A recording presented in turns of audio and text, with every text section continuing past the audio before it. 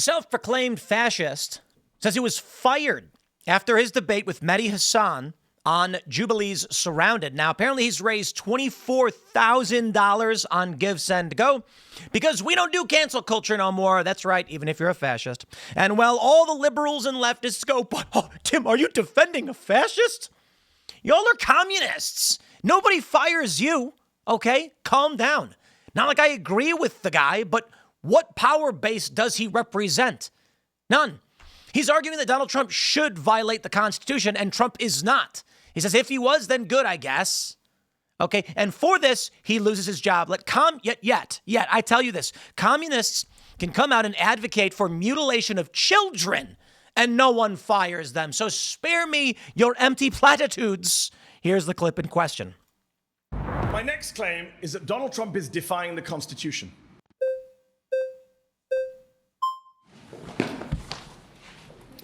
Nice to meet you. Pleasure to meet you, sir. Medhi, lovely to meet you. So I would say that with Trump being anti-Constitution, I don't really care, to be quite frankly. Okay. Because in regards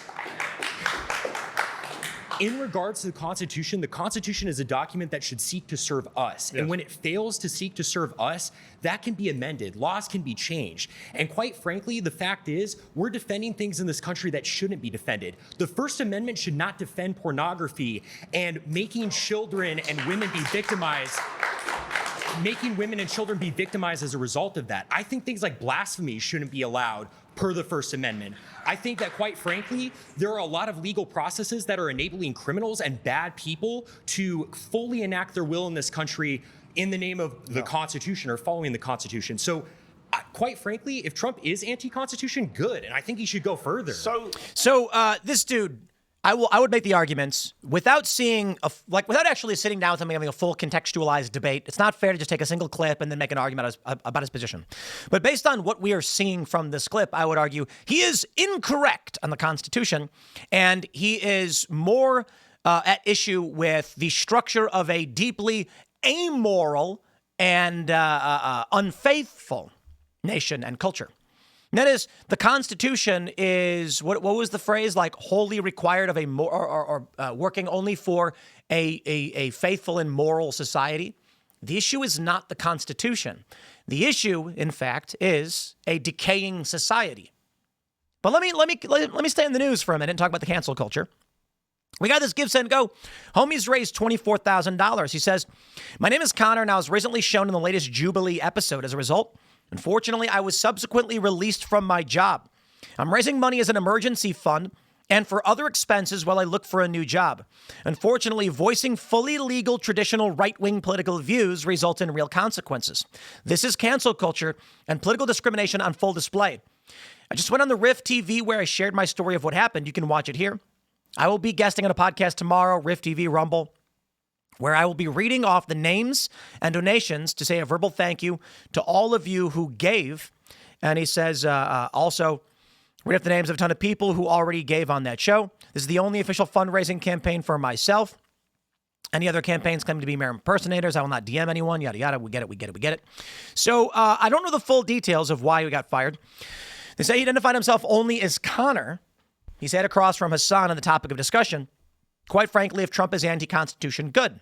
After quoting Nazi political theorist Carl Schmitt and expressing admiration for Spanish dictator Francisco Franco, Hasan pressed the man on whether he was a fan of the Nazis and on whether he condemned the Nazi regime's persecution of Jewish people. Connor responded, I think that there was a little bit of persecution and stuff like that, which is bad. He also condemned the Nazis' treatment of the Catholic clergy.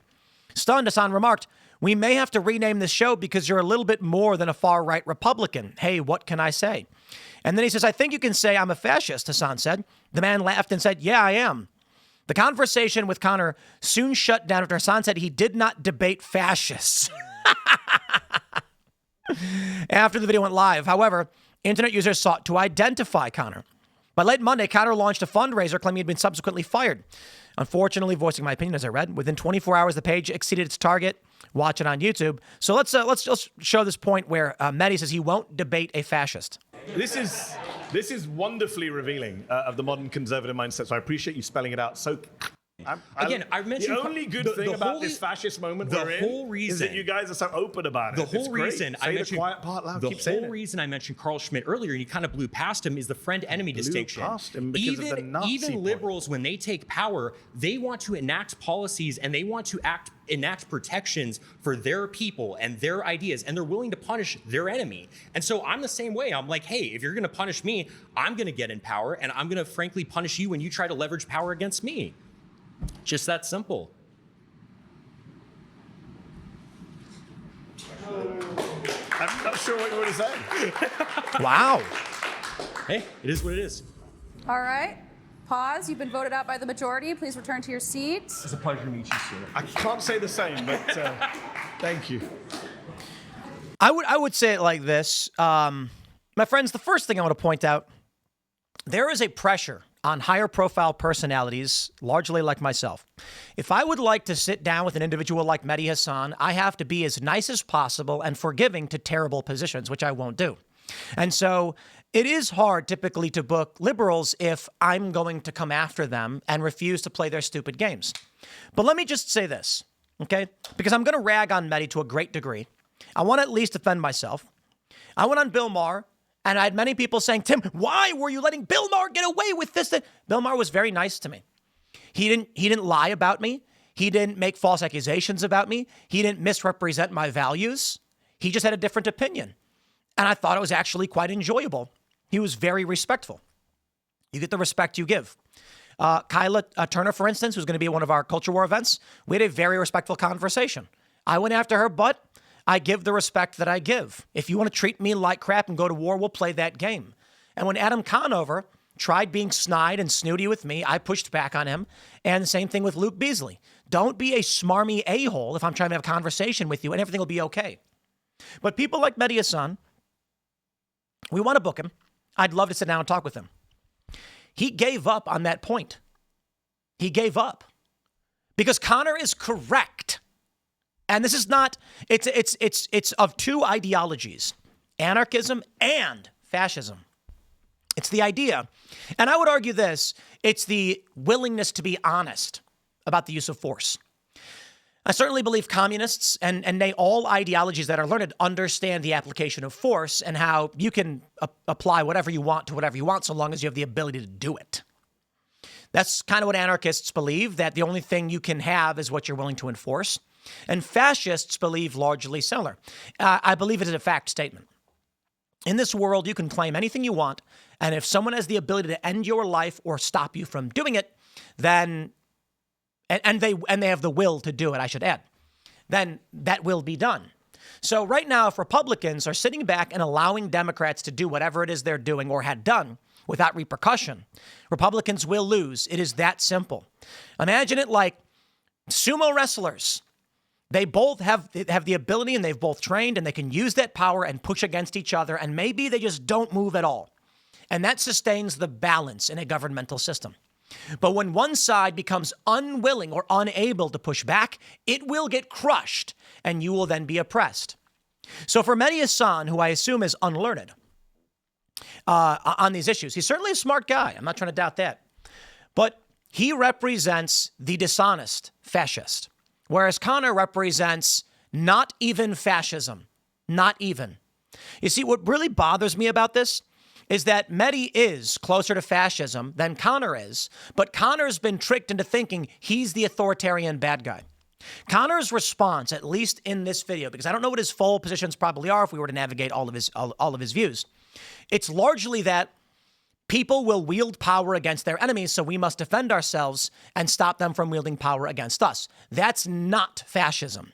Fascism does contain a component of the precept, there is no truth but power, but so does anarchy, and so does literally any other authoritarian ideology, or not even authoritarian ideologies.